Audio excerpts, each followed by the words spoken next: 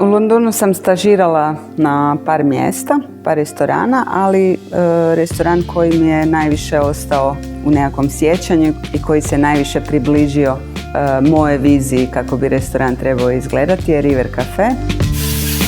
Ovo je dio vrata prema krmenadlima svinjskim.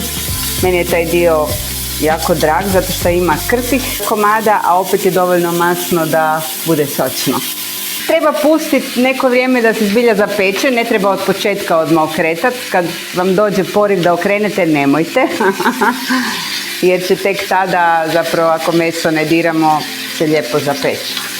A to je ta nekakva, to se u kuhinju zove Maillard reakcija, kada se šećeri u mesu zapravo počnu karamelizirati. Iz River Cafea jako često reproduciram neka jela koja sam tamo vidjela i naučila, a osim toga imam i sve kuharice. Tu sam napravila svinjetinu lagano krčkanu u mlijeku, što zvuči ovako čudno, ali krajnji rezultat je zaista jako dobar i to meso je vrlo sočno i na kraju zaista iznenadi ljude koji ga probaju.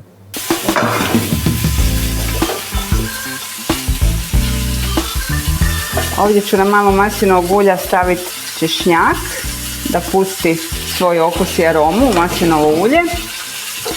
Dodat ćemo malo i korice od limuna, ovako u trakama, svježu kadulju.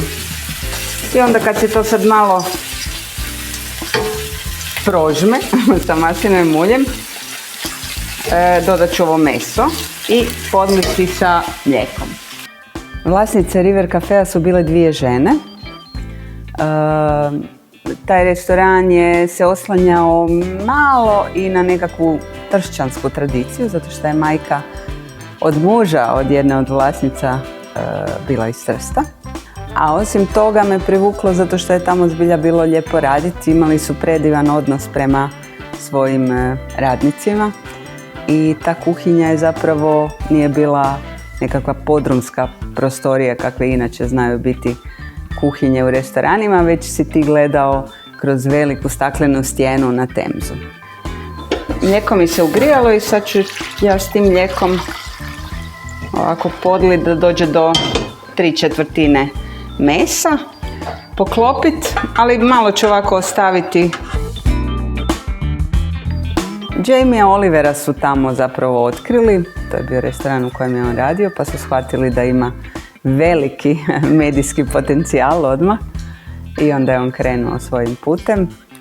Ali da, dosta ljudi koji su radili u River Cafeu su kasnije napravili svoje vlastite karijere vrlo uspješno.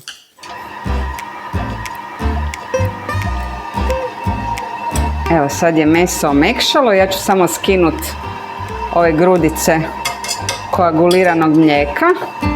To se krčkalo negdje 1,5 sata. Probajte isto za meso, ako onako drveni štapić s lakoćom prolazi, onda je u principu to gotovo. Ja ću sad izmiksati taj umak, čak i sa ovom koricom od limuna koja je sad omekšala, ali dat će super okus cijelom saftu. Ne mora to biti isto nešto jako preglatko. Malo teksture u ovom umaku nije loše. Ja mislim da je to. Evo. I sad ću malo još gore nasjeckat medvjeđeg luka. Ja sam još kao prilog uz to napravila malo pire krumpira. Onda tu imam ovako čimulice od crnog toskanskog kelja. Ovdje imam ove čimule od brokula, onako malo i zapečene. I pečeni koromač. Koromač mi uvijek u svinjetinu ide fantastično.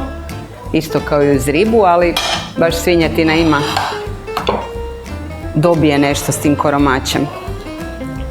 I naravno ovo meso i ovog safta. Lijepi nedjeljni ručak.